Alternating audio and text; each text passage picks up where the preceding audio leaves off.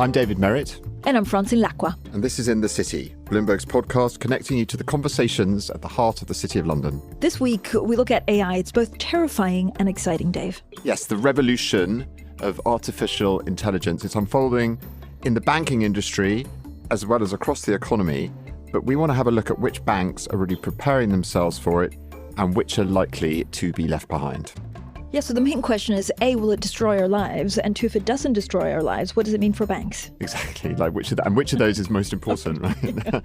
Our lives or our banks? And we are very lucky to be joined this week by Alexandra Mousavizadeh. She's the Chief Executive Officer and co-founder of Evident. That's a strategic benchmarking and intelligence company. And also Parmi Olson, who is Bloomberg's opinion columnist covering technology. Parmi, is it like the end of humankind when AI takes over? Well, I think a lot of people like to say that. There's been a lot of talk about AGI or AI that can surpass human intelligence, potentially causing human extinction. There have been 2 open letters signed by scientists and AI experts, 2 godfathers of AI who have come up and kind of made warnings about this. But I think there's a lot of questions that need to be asked about whether we really need to be paying attention to that, or whether that kind of hyperbole is a distraction from some of the more current proposals and calls for scrutiny of the AI algorithms that are being used today that can potentially already cause harm. Alexandra, should we listen to the Godfathers? Are we doomed? There are 2 camps out there. They're the doomers and they're the optimists. And the Godfathers are definitely ringing the alarm bell and talking about, potential for human extinction. And I think Jeff Hinton is saying that might even take place in the next 5 years. We will reach a point where we've got AGI, where we have artificial intelligence being able to surpass human intelligence on every level. And that is very dangerous. And we need to put the guardrails in place. There is concern from experts and the Godfathers. They are looking into the future and saying, if we don't put the controls in place, we might end up in the paperclip scenario where we ask the AI to optimize for making paperclips, and that ends up wiping out us as a human race because the paperclips need the iron in our blood. So actually we need to be made extinct in order to fulfill the task that it was given. And that is maybe a bit of a simplistic way to look at the harms long term. What is certain is that we're giving away more control to AI, and explainability is becoming a lot harder. That we end up in a paperclip scenario, I think, is highly unlikely. Also because stacking large language models one on top of the other does not bring us to an AGI. There are lots of innovations that need to take place in order for that to happen. We need to consider, how it builds a sense of consciousness and motive, but also being able to hook into physical infrastructure, and we're far, far away from that. And then there are the optimists who are, describing all the great things that can come from AI, from drug discovery. There was something on antibiotic development recently. There is lots of optimistic scenarios on education, but also efficiency gains and so on, also long term. And again, the optimists who will push back on the doomers would say, AGI will take a lot longer to develop, and we will be able to put guardrails so we don't end up being extinct. No paperclips. Turn into paperclips. And what are you, Alexandra? Are you an optimist or a doomer or somewhere in between? Well, I'm an optimist. I'm an economist and studied the impact of technology and innovation over many decades, and looking at every time you see technological advances, it usually leads to, productivity gains mostly, and also increase in jobs and better jobs. But there are downsides and there's some real risks short term. It's not that what the generative AI and large language model releases are producing potentially new risks. The risks around disinformation have been there for a long time, but it's just going to make them faster and more potentially toxic. Parmi, how fast are we going to adopt this? There's one American researcher called Roy Amara. Basically, Amara's law is that we tend to overestimate the effect of a technology in the short run and underestimating the effect in the long run. Is this where we are on AI? I think so. I mean, it's kind of amazing to see the speed at which people have picked up, for example, a tool like ChatGPT. I mean, people have been talking about large language models and AI in the AI community for years. This language model that powers ChatGPT has been around for more than a year. But as soon as it was made available to the public, I think it just turned into this kind of snowball effect where more than 100 million people registered to use it. It became the fastest growing app in history. AI has been in the works just as a field of study since, the 60s. But it's only really just in the last 6 months that it seems to have captured the public's imagination. You look at something like the internet, which was much more of a slow burn because that came out, you think about the dot-com boom in the 2000s, early 2000s, and it's really taken like 2 decades for us to get to where we are today with the booming attention economy and the internet economy. And I almost wonder if the kind of economic fallout or the economic benefits that we get from large language models and generative AI will just come about a lot more quickly than we found with the internet. I do wonder about the impact it'll have on productivity, because I think there have been some studies that have shown that, people thought that the internet would make people more productive, but some studies have shown that it didn't really, depending what kinds of fields and metrics you use. And so I think that's going to be an open question about language models and chatbots that, for example, can support a financial analyst or wealth advisor. Let's say you're a wealth advisor with Morgan Stanley and you've got a chatbot helping you give advice to your clients. Is that really going to make you more productive, or is it just going to raise the bar for your productivity? Is it going to kind of give you lots of other levers that you have to pull? So I think that's going to be an open question. I completely agree with that. You mentioned the example of financial advisors, which is a great one because that is where ChatGPT or large language models really lend itself, in theory, to up productivity and efficiency. And some, I think, actually it was Morgan Stanley you mentioned, said that they could see maybe gains of 30 or 40% in terms of the productivity of their financial advisors. But in order for financial advisors to be able to rely on this and actually reach those kinds of efficiency gains, the content management has to be very clean. All the data has to be tagged and labeled.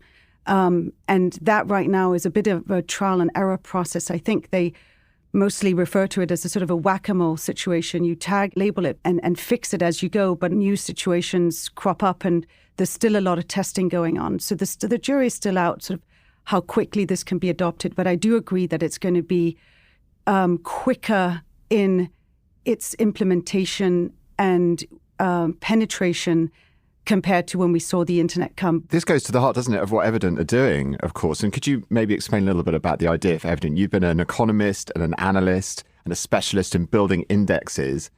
Why create Evident, what it does and why now? And you seem to have timed it quite well in terms of this explosion of interest in AI and specifically what it means for banks and financial services. We've been looking and working at the measurement of national AI ecosystems for more than half a decade. Built the Global AI Index that looked at the strength of national AI ecosystems, ranking countries on their capabilities of development and deployment of AI. And now in January launched the first public benchmark of AI adoption for banks, and we're going to cover other sectors. And my background, as you mentioned, is been 20 years plus in index building. I have a economics, mathematics, game theory background. So AI has always been in my mind, it may be more at the back of my mind, but very much at the forefront of my mind when we got asked to the Global AI Index, because nations were issuing their first AI strategies back in 16 and 17 and really needed a way to measure the strength of their ecosystem and try to track the progress and monitor where they were vis-a-vis other countries. And that then became a question from corporates too. There was no visibility on all of the investments plowed into AI, especially by banks over the last 5 to 6 years, how they were doing compared to their peers. And so what this particular index does is sort of crack open the black box and creating transparency on where this investment is going into in terms of AI in the banks and how they compare on these capabilities, with the view that the stronger you are on your capabilities, the better you are going to be placed to harness the developments and innovations on AI. And that's what we definitely are seeing now. So who's winning the race and who's losing? It's JP Morgan on top. We have ranked the largest 23 banks in North America and Europe.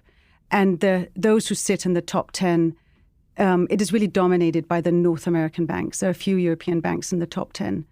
And there are a number of reasons, I think, for that. One of which is that a lot of the big American players have modeled their vision for themselves as banks on big tech companies. And so set in motion a structure for the banks that have dedicated AI research labs, more so than their European peers. And they've doubled down on hiring. They've doubled down on partnerships to help accelerate the AI implementation in the banks. And they've done that sooner than their European counterparts. Where the Europeans have been favored a more of a bottom-up approach, more of an engineering, siloed approach. Let's find the problem first. Let's fix it with what we need in that particular case, in that particular division. Whereas the US banks have gone more for a centralized approach. Let's really be on the forefront of innovation and research, and let's centralize that so we can distribute it and operationalize the research that we have across the banks, because there's so many common denominators in what you need to be knowledgeable of in your machine learning, your networks, and so on, that can be used across many different divisions across the bank. So that's the approach that they have taken. But Alexandra, what exactly are we talking about? So we have a lot of banks basically experimenting with AI. And I understand that the potential prize for a lot of these banks is that, some everyday task could be handled more efficiently and effectively. And so it frees up their analysts and bankers to do more complex analysis. But what is this? This is not using ChatGPT, because most Wall Street banks and even European banks that we know of have banned some of these tools because they worry that their information will then be put in the system. So is this algorithms? Is this quants on steroids? Is this data scientists? What are we talking about in AI for banks? AI has been deeply embedded in the banking system well before the release of ChatGPT. So what ChatGPT and large language models and the release of that 6 months ago has done is looking at buying these tools off the shelf that were hard to build internally. They were expensive, and looking at the use cases where they are able to be used. And it's not everywhere in the bank that large language models can be used. Large language models are really great at being creative if you're, for example, a financial advisor, but they're not very good at one and zeros. Do I make this trade? Yes or no? Do I give this loan? Yes or no? So that's where you could probably see that large language models definitely in the short term won't be used, and the banks will continue to use machine learning and other tools and keep developing with those tools on those particular areas of the banks. That's the thing, hasn't it? It's been the large language models that have captured the public's imagination and kind of turbocharged this interest in AI. My children loved playing with it, right, when it came out. Do they use it for homework, Dave? They don't use it. No, they haven't quite got it. They write sort of, humorous poems, I think, in the style of about our dog. But they don't, but it's not really got a practical application apart from being a sort of party trick. But it's behind the scenes. It's these other technologies, which, as you said, Alexandra, have been being developed for a long time, that are really moving the goalposts. Parmi, what is the most impactful of the aspects of AI, do you think, for maybe for financial services, but more broadly, aside from the language models?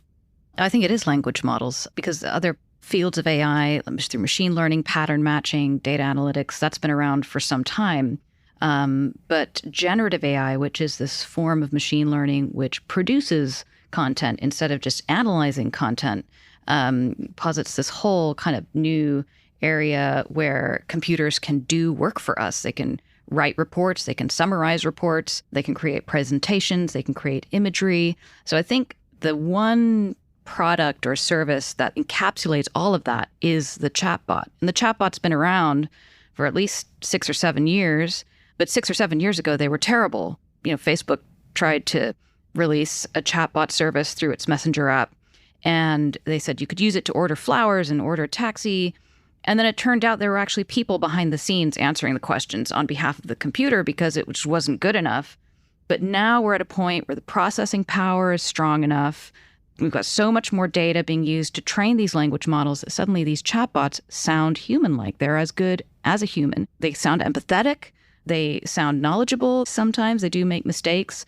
But I think this is sort of up to the individual bank how they want to use these kinds of tools to assist other human beings. So it's almost like having a very, very smart army of interns that you can bring into your company to assist each and every single staff member in whatever way that they need. And just on the point of hiring, I wanted, because you were talking about that earlier, I just wanted to make a quick point that I think there's this instinct to hire an army of AI experts and AI scientists. But it's really interesting. There were some numbers that came out a couple months ago about how many AI researchers are at the top tech companies. And Amazon had the most. They've got about 10,000 AI scientists working for them. Microsoft has something like 7,000. But then look at the company that came up with ChatGPT. There's actually only about 154 AI researchers at OpenAI who are responsible for building one of the most transformative AI services that we've ever seen. I think when it comes to hiring AI experts and building up your AI army, as it were, it's not just about the numbers, it's about really getting the right people with the right expertise. And you've really got to have those right ingredients of skills and the right strategy to actually make all those experts bring value to whatever it is you're trying to do. But I wonder, could we ever see, Parmi, a robot telling you and us not being able to tell the difference, like how you invest in your portfolio? Like, can it actually be client-facing? I think it could, but the key is, as you said there, without you knowing the difference. And I think there are going to be rules coming out very soon, notably the European Union's AI Act. And one of the rules is you have to disclose if whatever you're using is artificial or human. So yes, maybe I will be talking to an artificial wealth advisor if I ever needed a wealth advisor, but it would have to disclose on the screen that this is an avatar, or this is a deep fake, or a persona, or whatever they want to call it. But yeah, absolutely, I could see that happening. What makes generative AI so powerful is that it can be personalized. It's not saying the same thing to everybody. It's saying the thing that's relevant just to you based on your data, just like a human would. And you've got generative imagery as well to go with that information. So absolutely, you can have a very human-like persona kind of as an alternative to a real person who is talking to clients. Don't think about it, Dave. You're not replacing me as co-host of the podcast. Nor me neither, right? I'll be extra irreplaceable, charming. Clearly. One of the things that really struck me a couple of months ago, there was a report out, and I think it was a McKinsey report surveying younger, I think it was under 30s, and whether they trusted with their banks something automated, something AI-driven, or something with a human in the loop. And they overwhelmingly trusted the AI system more than the human in the loop, which I thought was surprising. Yeah. I mean, it's fascinating, isn't it? I mean, we've seen trust in banks rattled this year. Would SVB have had a run on it if it had an avatar as the CEO? Would they be more believable if a CEO stood up and you knew they were actually probably not real? But in terms of the talent wars, we've been releasing this big talent report where we've gone really deep into the talent data of the banks and taking a really close look at the talent profiles of the banks and what is the proportion of AI talent compared to their size? What does it say about the bank's readiness? Who were they hiring from? What are the trends? It's interesting because we identify sort of core AI data talent at around 46,000 in total across North America and Europe, which is actually quite a small number. This is just in banks, right? 46,000 people. Yep. But they're big employers. It's a relatively small number when you think about the amount of banks that's distributed across and the employee size in this sector. And so we see a lot of shuffling and poaching between the banks of getting the best possible talent in with that kind of expertise into the banks. And so we see flows of poaching between the banks. We see flows between regions. We see flows of AI talent in banking moving from the West Coast to New York and Boston. We see a growing number of AI talent, top talent, also going to India. We see flows from the UK, out of the UK to the US predominantly, which is something we consider looking at. Like, what are the long-term trends of this and how much has Brexit been? These super hot jobs, are they being bid up salaries as well? They're bidding up the salaries. We track this in real time, and it was just sort of sitting and looking at how hot this has got recently also, because everyone's trying to figure out beyond, outside of generative AI to sort of get that talent in, but also in terms of implementing generative AI, really looking for what is the right talent mix and needing to accelerate the hiring to make sure that they are on the front foot of being able to implement and they're this. cutting jobs elsewhere, right? And the jobs banks are cutting jobs, they're also hiring for AI.